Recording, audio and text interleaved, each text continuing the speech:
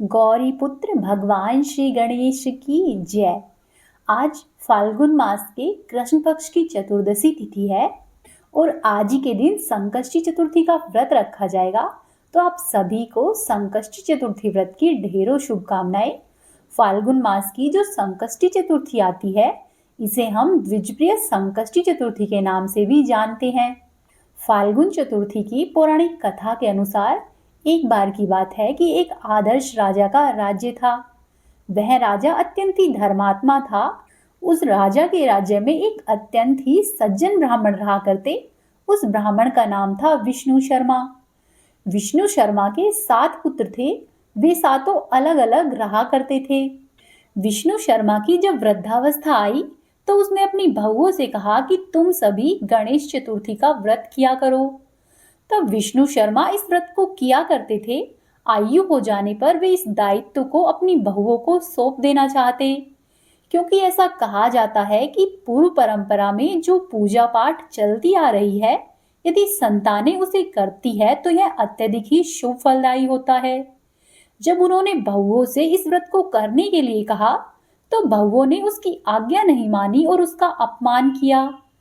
अंत में छोटी बहू, जो कि धर्मनिष्ठ थी, उसने अपने ससुर की बात मानी और उसने पूजा के सामान की व्यवस्था करके ससुर के साथ व्रत किया और साथ ही उसने उस दिन भोजन भी नहीं किया, ससुर को भोजन करा दिया।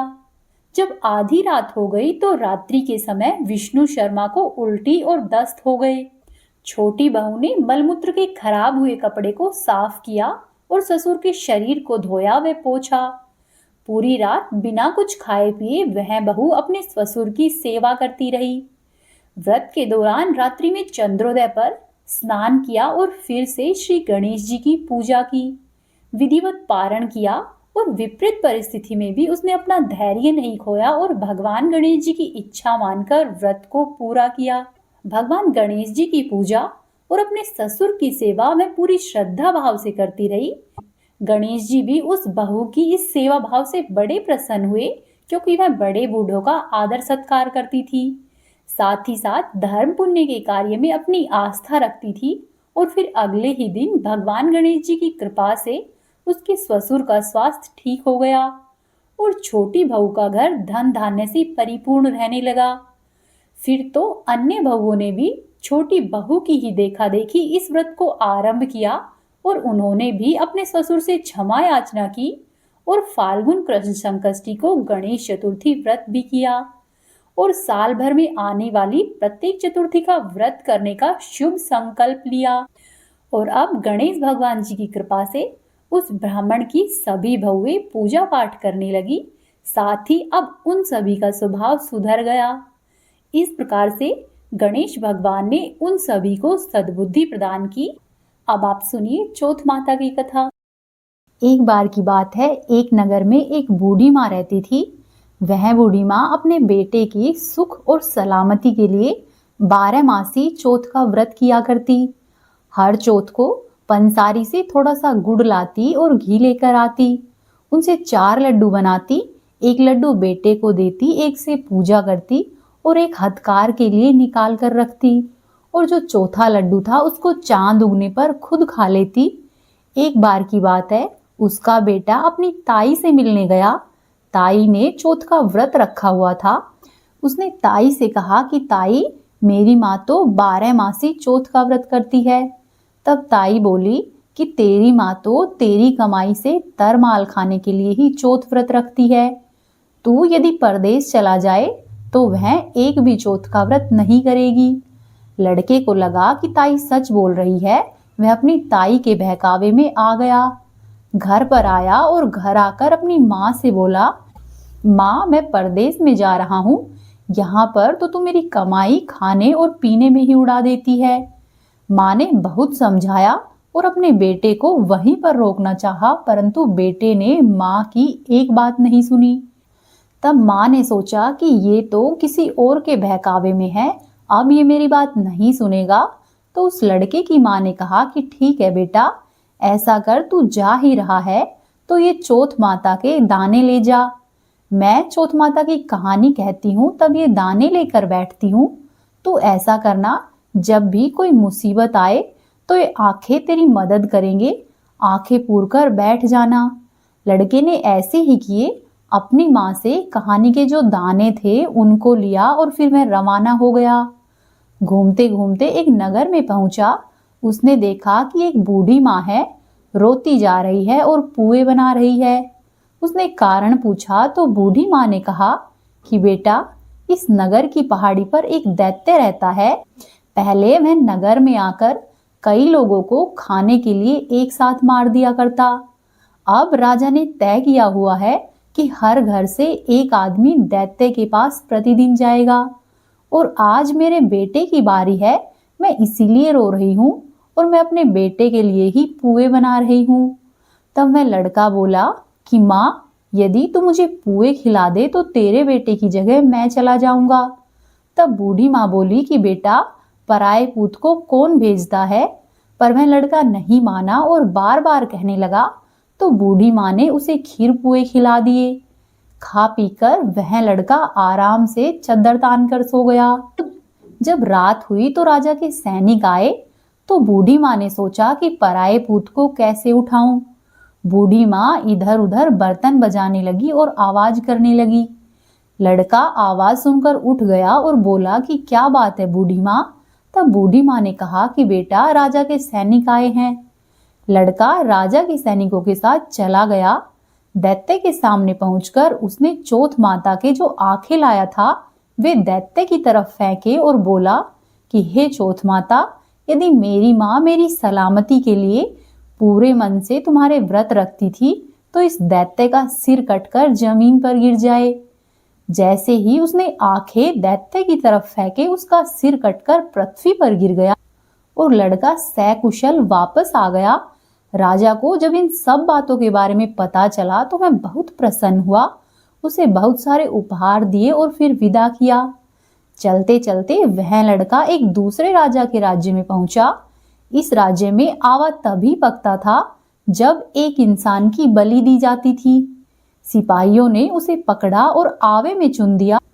लड़के ने आवे में बैठते समय अपनी माँ के कहानी सुने हुए आंखें डाले और कहा, हे चौथ माता, यदि मेरी माँ मेरे लिए चौथ के व्रत किया करती थी तो ये आवा मेरी बलि के बिना ही झट से पक जाए। ऐसा कहते ही आवा तुरंत ही पक गया और आवे में से मिट्टी की जगह सोने और चांदी के बर्तन निकले। जब आवे को नीचे उतारने लगे तो अंदर से लड़का बोला कि धीरे धीरे निकालना, कहीं मुझे चोट नहीं लग जाए। जब आवा पकाने वालों ने ये सब सुना तो वे बहुत डर गए। जाकर राजा को बताया। राजा वहां पर आए और उससे पूछा कि तुम आवे में से कैसे बच गए। तब लड़के ने बताया कि मेरी माँ चौथ माता के व्रत किया करती है और व्रत के कारण से ही मैं बचा हूँ। राजा को उसकी बात पर विश्वास नहीं हुआ। उसने एक चांदी की सुराही मंगवाई और कहा कि सुराही की नली से निकल कर दिखाओ, तभी मुझे विश्वास होगा कि तुम चौथ माता की वजह से ही जीवित हो। लड़के ने चौथ माता को याद किया और आंखें सुराही में डालकर कहा कि हे चौथ माता, मैं भंवरा बनकर इस सुराही से निकल जाऊं। ऐसा ही हुआ। लड़का भंवरा बन गया और सुराही से निकल गया। राजा बहुत खुश हुआ और राजकुमारी की शादी उसके साथ करवाई और सभी लोगों से कहा कि आज से सभी लोग चौथ माता के व्रत करेंगे। कुछ दिनों के बाद एक दिन वह लड़का अपनी पत्नी के साथ महल की छत पर खड़ा था। तब उसने एक और इशारा करके कहा कि देखो, मेरे गांव की तरफ बादल है। तब उस लड़की ने पूछा कि क्या तुम्हारे गांव है। तब लड़के ने कहा कि हाँ, मेरे गांव भी है, घर भी है और माँ भी है। तब लड़की ने कहा तो ठीक है, मुझे अपने घर लेकर। तब लड़के ने कहा कि ठीक है, हम चलते हैं। ऐसा कहकर लड़का राजा के पास आया और खुद के घर जाने की इच्छा जाहिर की। तब राजा बोला कि बेटा, ये तो बहुत अच्छी बात है। दूर जमाई लाख जमाई और घर जमाई खाक जमाई। ऐसा कहकर राजा ने अपनी बेटी और जमाई के जाने की पूरी व्यवस्था करा दी। राजा ने रथ, घोड़ा, हाथी और खूब सारा दान दहेज देकर उन्हें विदा किया। चौथे दिन तक वह लड़का अपने नगर में पहुंचा। चलते चलते चौथे दिन वह लड़का अपने नगर में पहुंचा। जिस दिन वह अपने नगर में पहुंचा उस दिन चौथ माता का व्रत था। वह लड़का अकेला ही पंसारी के यहाँ पर जाकर अपनी माँ के आने का इंतजार करने लगा। उसने सोचा कि आज चौथ है तो मेरी माँ यहाँ पर जरूर आएगी। थोड़ी देर बाद लकड़ी टेकती हुई उसे उसकी माँ आती हुई दिखाई दी। उसकी माँ की आंखों के आगे जाले आ गए थे। अब उसकी माँ को कम दिखाई देता था क्योंकि जब से वह लड़का घर छोड़कर गया था तब से वह उसकी याद में रोती रहती और इसी तरह से उसकी आंखों के आगे जाले आ गए और अब बूढ़ी माँ को दिखाई भी कम देता था। लड़के ने जानबूझकर अपना पैर बूढ़ी माँ की लकड़ी पर लगा दिया और कहने लगा कि बल रे पूत काटी मेरे पैर के लगा दी। तब उसकी माँ ने उसे पहचाना नहीं और कहने लगी कि भैया मुझे चाहे कितनी भी गाली दे दो पर मेरे बेटे को कुछ नहीं कहना। यह सुनते ही बेटा माँ के चरणों में गिर पड़ा और कहने लगा कि माँ मैं तेरा ही बेटा हूँ, मुझे माफ कर दो। माँ ने उसे उसकी आवाज से पहचान लिया क्योंकि दिखाई तो उसे कम ही देता था और उसे अपने गले से लगा लिया। नगर के लोगों ने विश्वास नहीं किया कि ये बूढ़ी माँ का ही बेटा है। तब बूढ़ी माँ ने चौथ माता को याद करके कहा कि हे चौथ माता, यदि मैं अपने बेटे के लिए ही व्रत करती हूँ तो मेरे स्तन में दूध आ जाए और उसकी धार मेरे बेटे के मुंह पर गिरे। ऐसा ही हुआ। माँ के स्तन से दूध की धार बह निकली और बेटे के मुंह पर गिरने लगी।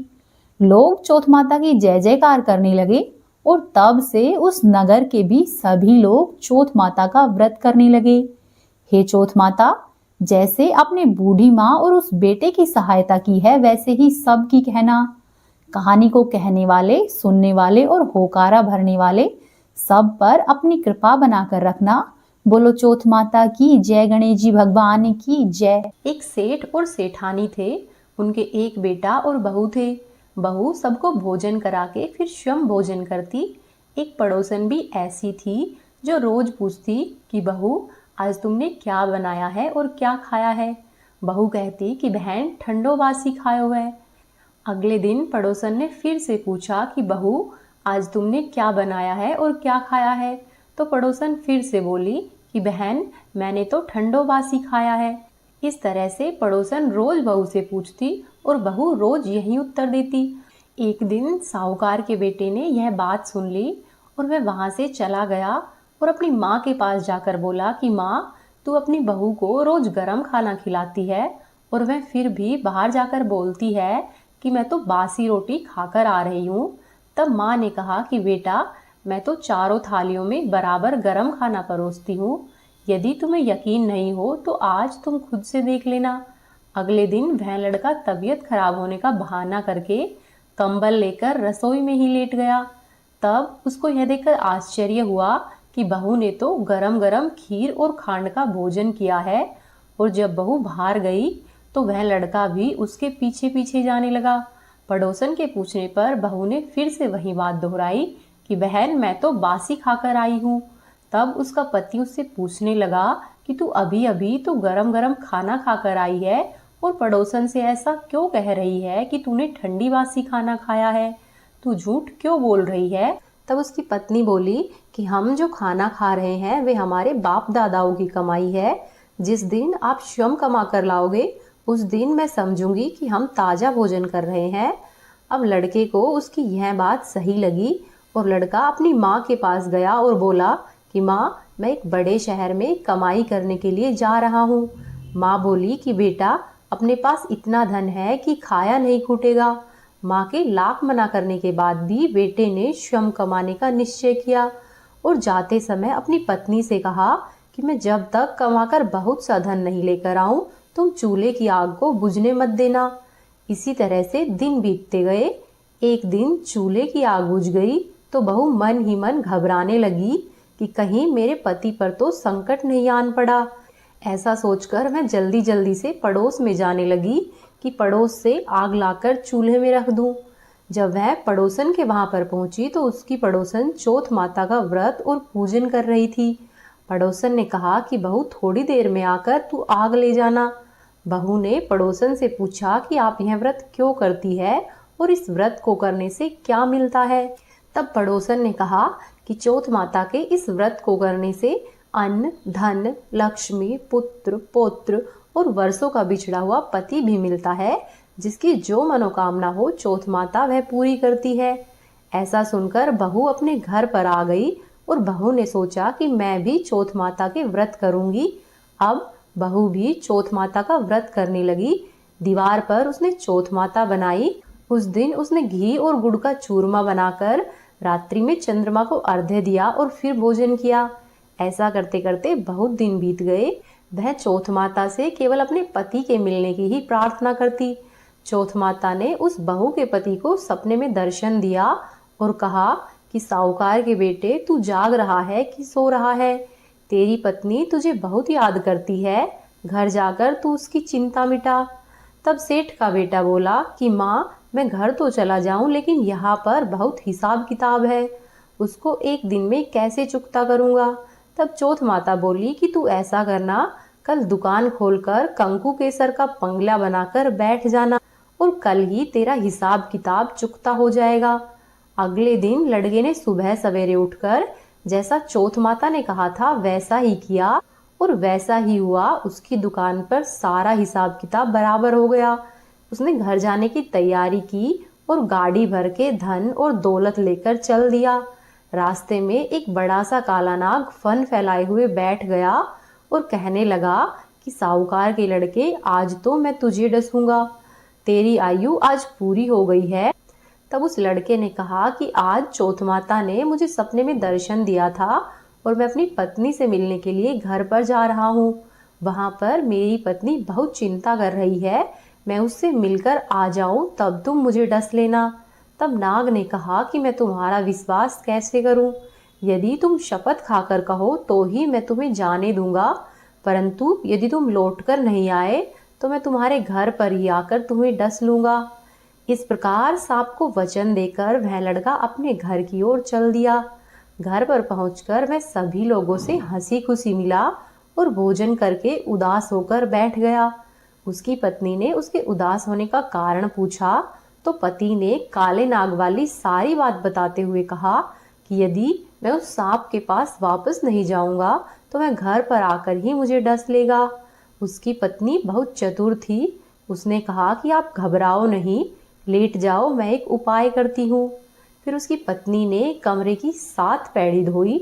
पहली पैड़ी पर रेत, दूसरी पर इत्र, तीसरी पर गुलाल, चौथी पर फूल और कंकु केसर, 5वीं पर लड्डू पेड़ा, 6ठी पर गद्दे और गलीचे, 7वीं पैड़ी पर दूध का भरा कटोरा रख दिया।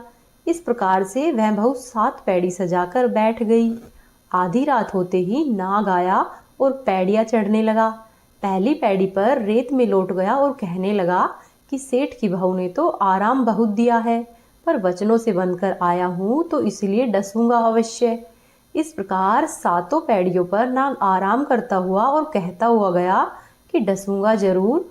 और जैसे ही वह कमरे में जाने वाला था तो चौथ माता ने विचार किया कि यदि मैं सेठ के बेटे को नहीं बचाऊंगी तो संसार में धर्म कर्म और व्रत पूजन को कौन मानेगा। अब तो गणेश जी, चंद्रमा जी और चौथ माता ने सेठ के बेटे को बचाने का विचार किया। चंद्रमा जी ने उजाला किया, चौथ माता ढाल बनी और गणेश जी ने तलवार लेकर नाग को मार दिया और ढाल से ढक दिया। अब बहू भी थकी हारी थी तो वह भी सो गई। जब दिन उठा तो लोग उसके बेटे से मिलने के लिए आने लगे, परंतु बेटा और बहू तो अब तक उठे ही नहीं थे। बहुत देर हो गई तो उनकी माँ उन्हें उठाने के लिए आई।